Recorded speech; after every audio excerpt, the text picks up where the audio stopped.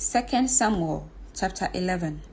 In the spring of the year, when kings normally go out to war, David sent Joab and the Israelite army to fight the Ammonites.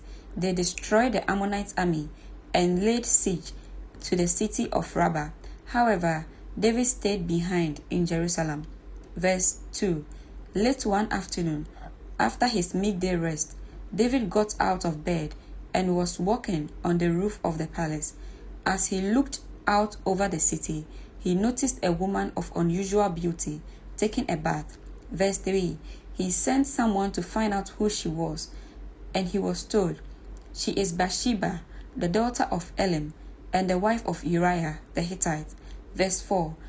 Then David sent messengers to get her, and when she came to the palace, he slept with her. She had just completed the purification rites after having her menstrual period. Then she returned home. Verse 5.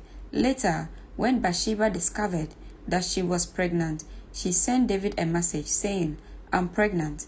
Verse 6. Then David sent a word to Joab, "Send me Uriah the Hittite." So Joab sent him to David. Verse 7.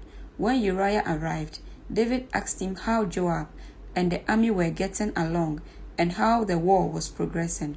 Verse 8. Then he told Uriah, "Go on home and relax." David even sent a gift to Uriah after he had left the palace. Verse 9. But Uriah didn't go home. He slept that night at the palace entrance with the king's palace guard. Verse 10. When David heard that Uriah had not gone home, he summoned him and asked, "What's the matter? Why didn't you go home last night after being away for so long?" Verse 11. Uriah replied, "The ark and the armies of Israel and Judah are living in tents, and Joab and my master's men are camping in the open fields. How could I go home to wine and dine and sleep with my wife? I swear that I would never do such a thing." Verse 12.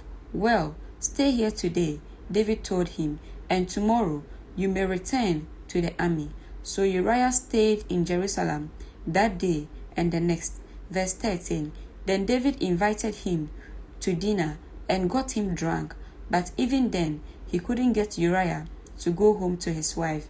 Again, he slept at the palace entrance with the king's palace guard. Verse 14.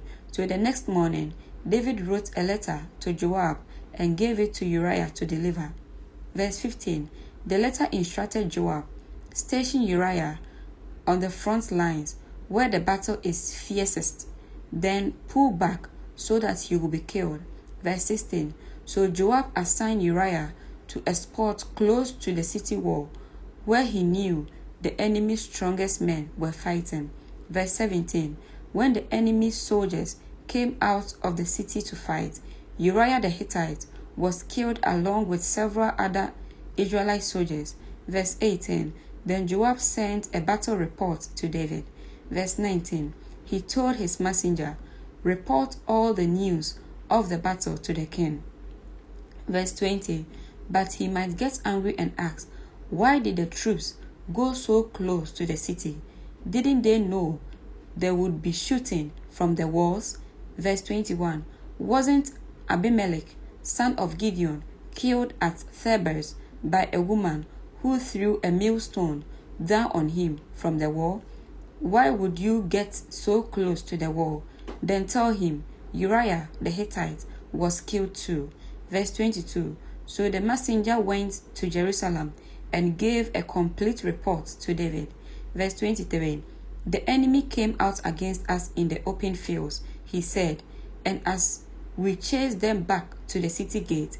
Verse 24. The archers on the wall shot arrows at us. Some of the king's men were killed, including Uriah the Hittite. Verse 25. Well, tell Joab not to be discouraged. David said, "The sword devours this one today and that one tomorrow. Fight harder next time and conquer the city." Verse 26.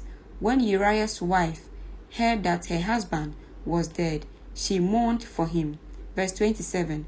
When the period of mourning was over, David sent for her and brought her to the palace, and she became one of his wives. Then she gave birth to a son. but the Lord was displeased with what David had done. Amen.